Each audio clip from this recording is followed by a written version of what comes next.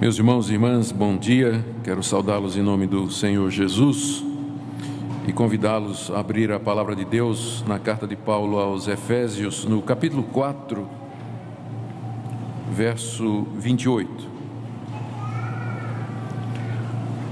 O tema da nossa mensagem nessa manhã é: pare de roubar, comece a trabalhar e viva para ajudar quem precisa. Efésios 4, 28.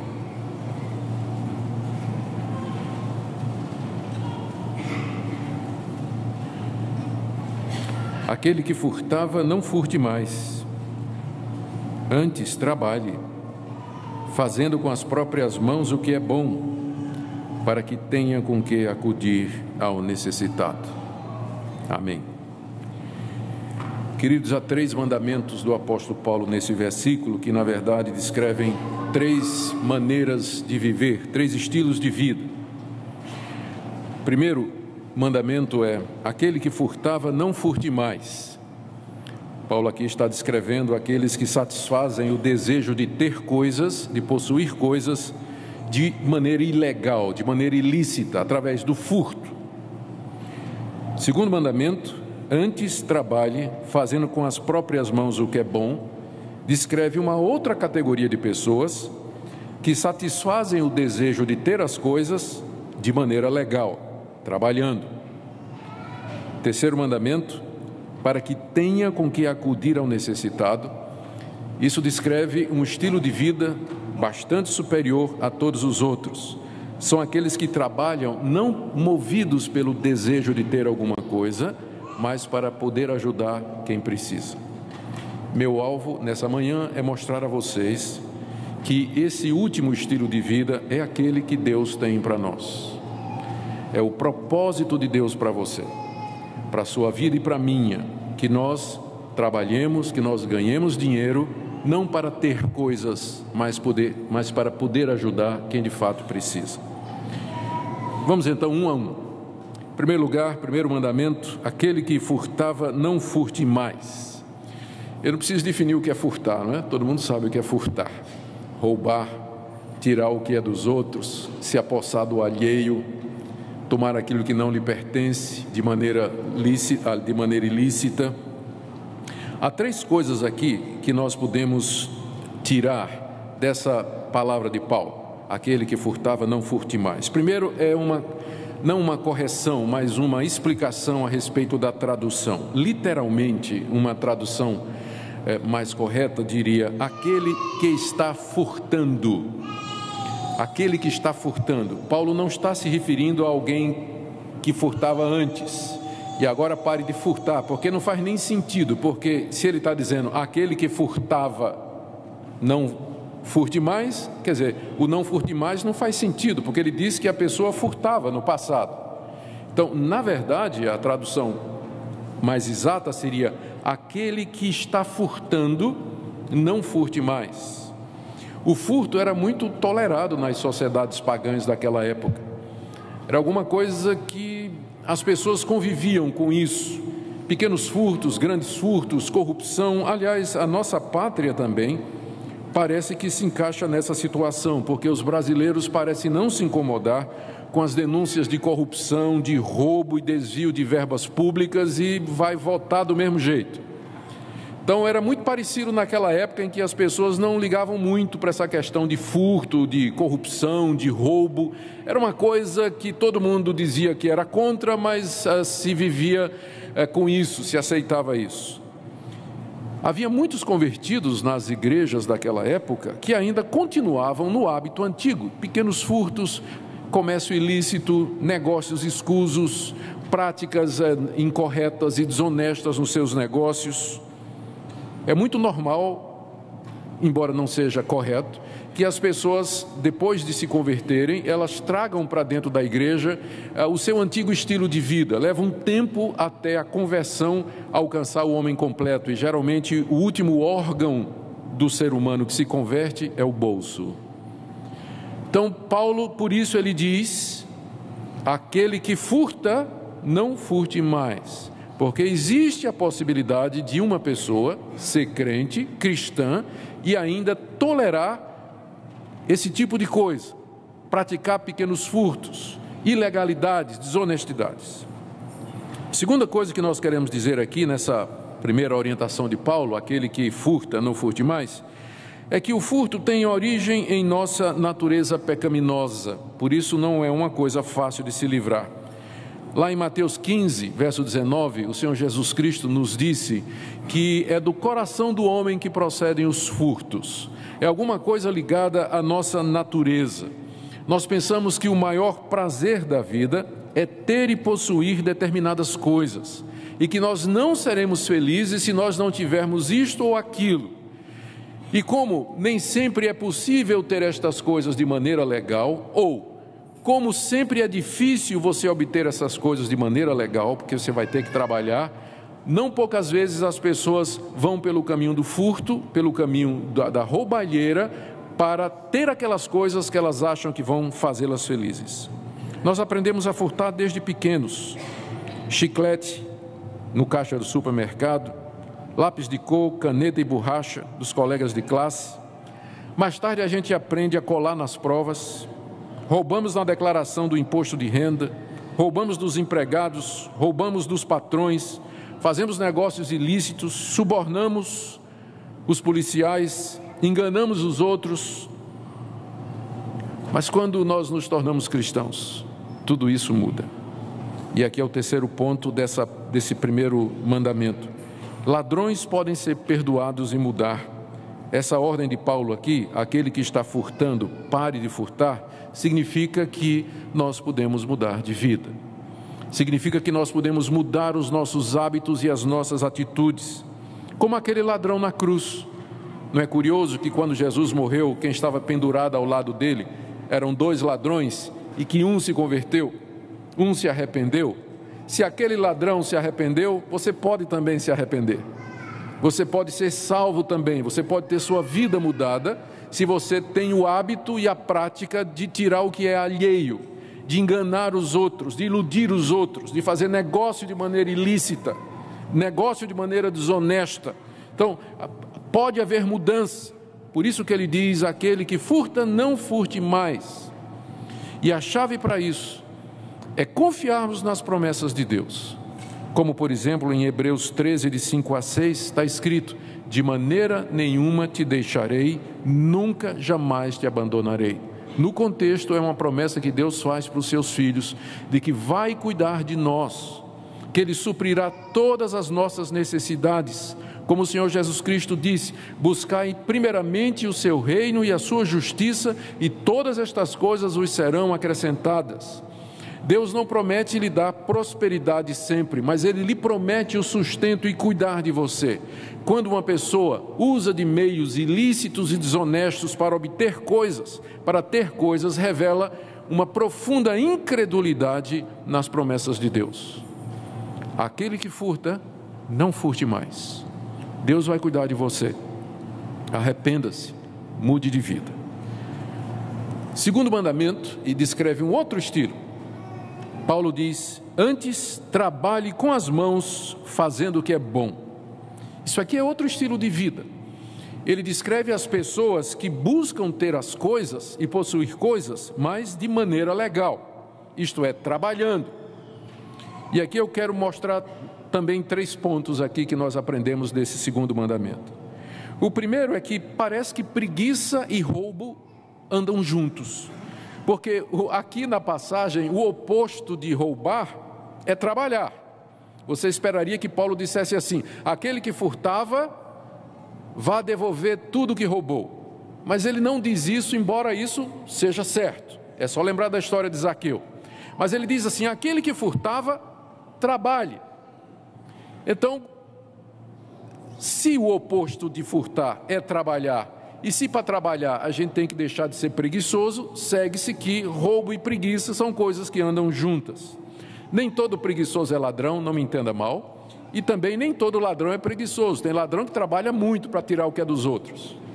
Mas provavelmente a preguiça e a falta do que fazer é o que leva muita gente ao furto. Como se diz aí um provérbio popular: oficina vazia, mente do diabo, ou mente vazia, oficina do diabo. Alguma coisa como isso aí. Não tem o que fazer, é preguiçoso, ele tem que ter alguma coisa, então vai enveredar pelo caminho fácil do furto. Preguiça e roubo geralmente andam juntos. Segunda coisa, e aqui numa nota mais positiva, quando Paulo diz: aquele que furta, não furte mais, antes trabalhe com as mãos fazendo o que é bom, com as próprias mãos fazendo o que é bom, aqui está mostrando que o trabalho é o caminho ordenado por Deus para você ter as coisas de maneira legal, sem furtar. Nem todo mundo pode trabalhar, eu sei disso, e eu não quero aqui colocar um fardo maior do que devo nas costas de quem não trabalha porque não tem condições. Questões de idade, questões legais, situações em que se encontra, eu não me refiro a essas pessoas. Mas o que eu estou dizendo é que o caminho determinado por Deus para que você tenha as coisas, para que você possua coisas, para que você sustente a você mesmo e sua família, não é o roubo, o furto ou negócios ilícitos, mas é o trabalho duro com suas próprias mãos. É para isso que você estuda, é para isso que você aprende uma profissão, aprende uma arte, você aprende a negociar, você aprende a vender e você aprende a comprar. Esse é o caminho de Deus para nós. Quando Deus criou o homem e a mulher, Deus os colocou no jardim e colocou uma enxada na mão deles. E diz: cultiva a terra. Cultiva a terra. O trabalho é uma ordenança de Deus para nós. Trabalhar e trabalhar duro para que nós ganhemos o nosso pão. A terceira coisa que nós aprendemos aqui dessa expressão, trabalhe com suas próprias mãos fazendo o que é bom, é que Paulo está dizendo que nem todo trabalho é bom, nem todo trabalho é lícito, porque aqui o bom é o oposto de roubar. Aquele que rouba, não roube mais, antes trabalhe fazendo o que é bom. As mãos que roubavam, antes, agora elas vão fazer o que é bom. Alguns trabalhos não podem ser considerados como bons, porque eles envolvem atividades ilícitas, eles promovem imoralidade, dissolução e uma vida longe de Deus. Por exemplo, um político corrupto, um crente que tem um motel, ser modelo de revista pornográfica, como a evangélica fez, deu maior escândalo recentemente, evangélica e modelo de revista pornográfica, dizendo: o meu trabalho não tem nada a ver com a minha religião. Muitos se justificam fazendo exatamente esse tipo de distinção entre a sua religião e o seu trabalho. A minha religião é uma coisa e o meu trabalho é outra. Todavia, Jesus Cristo é Senhor de todas as áreas da sua vida, inclusive do seu trabalho. Se você não pode glorificar a Deus com o seu trabalho, se você não pode honrar a Deus com o seu trabalho, ele não se encaixa nessa categoria de trabalhar fazendo o que é bom. Ele continua ainda debaixo da categoria daquilo que desagrada a Deus. Mas o terceiro ponto, primeiro foi: aquele que furta, não furte mais. Segundo, trabalhe com as mãos fazendo o que é bom. Mas agora o terceiro mandamento, e que descreve uma terceira maneira de viver: trabalhe para que assim você tenha com que acudir ao necessitado. Essa é a maneira de viver que Deus determinou para o seu povo: trabalhar fazendo o que é bom com suas mãos para ajudar os necessitados. Não é simplesmente parar de furtar, e também não é simplesmente trabalhar de maneira legítima para ter as coisas, mas é mais do que isso: ganhar dinheiro para ajudar os outros. Essa é a motivação. 3 coisas aqui. Primeiro, Paulo não está dizendo que nós não devemos trabalhar para nos sustentar e a nossa família. Isso certamente está incluído e vem em primeiro lugar. O que ele está dizendo é que o alvo do trabalho não é possuir coisas para vocês mesmos, mas para ajudar os outros. O cristianismo elevou o padrão do trabalho. Veja a diferença do padrão cristão de trabalho e o padrão de trabalho do mundo. As pessoas que não conhecem a Deus trabalham feito loucas 24 horas por 7 dias da semana, com o objetivo de ter, de possuir, de aumentar a conta bancária, comprar um carro do ano, 2 carros do ano, ter propriedades, ter casa na praia, casa no campo, casa em tudo quanto é de lugar, dinheiro num banco na Suíça. As pessoas morrem por isso, vivem para isso. Embora isso seja legal, todavia o padrão cristão de trabalho é completamente diferente. Você ainda tem que trabalhar duro, mas seu alvo não é egoísta. Não é simplesmente você ter, mas é que você possa ajudar os outros. E aqui é o meu segundo ponto dentro desse último mandamento. Queridos, eu creio que esse conceito pode mudar completamente a nossa vida. Se a orientação do seu trabalho, a razão de ser da sua existência for essa, viver para os outros, para abençoar outros, para ser canal de bênção para a vida de outros, isso pode dar uma outra orientação à sua vida. Isso vai libertar você da avareza. Isso vai libertar você do egoísmo. Isso vai libertar você do amor ao dinheiro. Isso vai dar sentido à sua vida. Isso vai dar sentido ao seu trabalho. Por que você se mata para trabalhar? Para ter coisas. Você agora tem um padrão mais elevado. Você se mata para trabalhar, para abençoar outras pessoas, para ajudar outras pessoas com o resultado do seu trabalho. E você vai ser instrumento de bênção.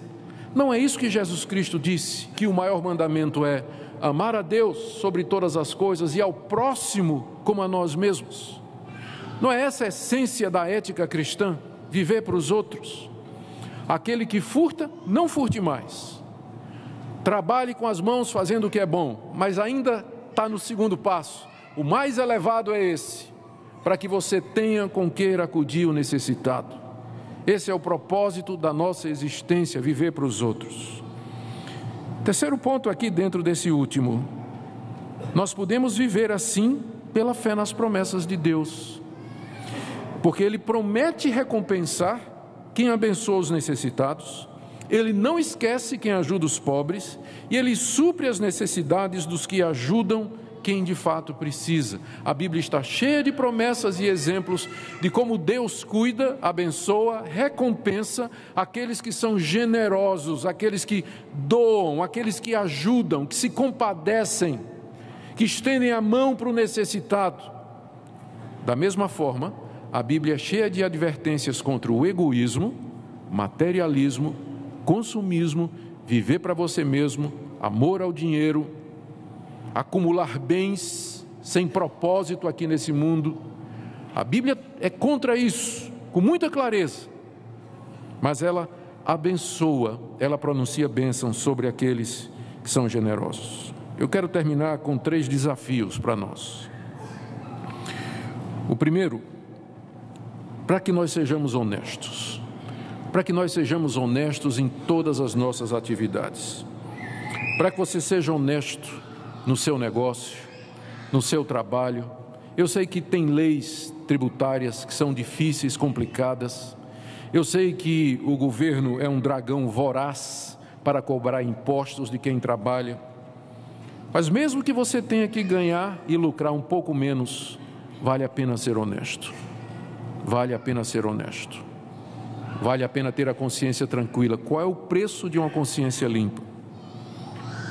Seja honesto também nas relações com as outras pessoas, nas pequenas coisas.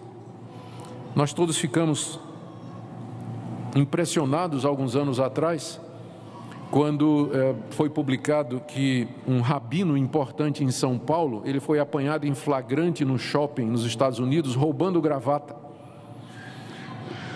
Ele tinha dinheiro para comprar dezenas, milhares de gravatas, se ele quisesse. Era uma pessoa influente, uma pessoa financeiramente muito bem, era um homem público, respeitável, líder de uma grande comunidade. Mas ele não conseguia se conter com o hábito de roubar gravata. E as pessoas têm hábitos de roubar outras coisas, pequenos furtos, deixar de pagar determinadas coisas, um caixinha 2, um negócio ilícito, mesmo que não precisa, mas é a lei de Gerson, né, que diz no Brasil, de você levar vantagem, você tirar alguma vantagem. Hoje eu quero desafiar você a ser cristão em todas as áreas da sua vida, a ser honesto em todos os seus negócios, sabendo que Deus haverá de abençoar você, guiar você, recompensar você. Creia nas promessas dele, você vai ganhar muito mais do que você pensa. Segundo desafio: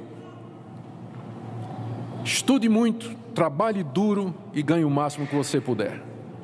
E aqui a minha palavra é para os jovens, a minha palavra é para aqueles que estão planejando a vida. Qual é a profissão que você planeja ter?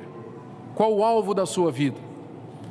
Por que você deseja ser médico, engenheiro, advogado? Por que você deseja ser construtor civil? Por que você deseja ser jogador de futebol? Ou qualquer outra profissão ilícita? Eu vou lhe dar a razão nessa noite. Não é só para você se satisfazer e fazer uma coisa que você gosta, mas é para que você ganhe dinheiro para ajudar quem de fato necessita. Para que você tenha recursos para investir na vida de outros. Coloque isso como alvo da sua vida, como objetivo da sua vida, e ore assim: Deus, me dá uma profissão, abre as portas para mim, para que eu me forme numa profissão que eu não somente goste, mas em que eu possa lucrar, ter dinheiro para ajudar as pessoas, para abençoar outras pessoas. Eu quero ajudar os pobres, os necessitados, pessoas que não tiveram as mesmas oportunidades que eu tive na vida. Eu quero viver para isso, Deus, para abençoar estas pessoas. Coloque isso como alvo da sua vida, que é o terceiro ponto. Tenha como alvo do seu trabalho, não somente sustentar você e sua família, mas ajudar os pobres e necessitados. E eu quero já dizer, terminando, que há várias maneiras práticas de você fazer isso, se você já trabalha, se você já ganha, se você já tem lucro. Você pode ajudar diretamente pessoas que você conhece e que realmente precisam de ajuda, apoio e suporte. Olhe ao seu redor. Você vai encontrar mais gente necessitada do que você imagina. O país que nós vivemos é um país onde, embora tenha havido melhorias, mas ainda é um país onde tem muita gente carente, muita gente necessitada, muita gente precisando de ajuda, em todos os sentidos. E eu não me refiro somente a dar dinheiro, mas investir na pessoa, que pode significar escola, trabalho e uma série de outras coisas. Há muitas maneiras de você se envolver na vida de pessoas que estão ao seu redor. Você pode dar fielmente o dízimo do que você ganha e, além disso, dar generosamente para que os diáconos da igreja, que conhecem as necessidades das pessoas como ninguém mais, porque eles vão na casa dessas pessoas e conversam com essas pessoas, para que através deles você possa investir na vida de muitos. E não somente isso, você pode também dar generosamente para sustentar o trabalho dos missionários, pastores, que tratam da maior de todas as necessidades, que é a necessidade espiritual. Meu ponto é: trabalhe não para você. Tire esse alvo materialista da sua cabeça, da sua mente, porque o amor ao dinheiro é a raiz de todos os males. Mas diga: eu quero ganhar o máximo que eu possa, para poder dar o máximo que eu possa, e assim abençoar outras pessoas. Se você não tem trabalho, nós vamos orar para que você tenha um. Se você é preguiçoso, pare de ser preguiçoso. É muito triste depender dos outros e viver às custas dos outros por causa de preguiça. Por causa da preguiça. Que Deus nos dê a graça e a misericórdia de sermos uma igreja que trabalha, uma igreja que produz e uma igreja que investe na vida de outras pessoas. E que Deus dê a vocês e a mim também a alegria e satisfação em podermos ser uma bênção na vida de pessoas realmente necessitadas. Amém.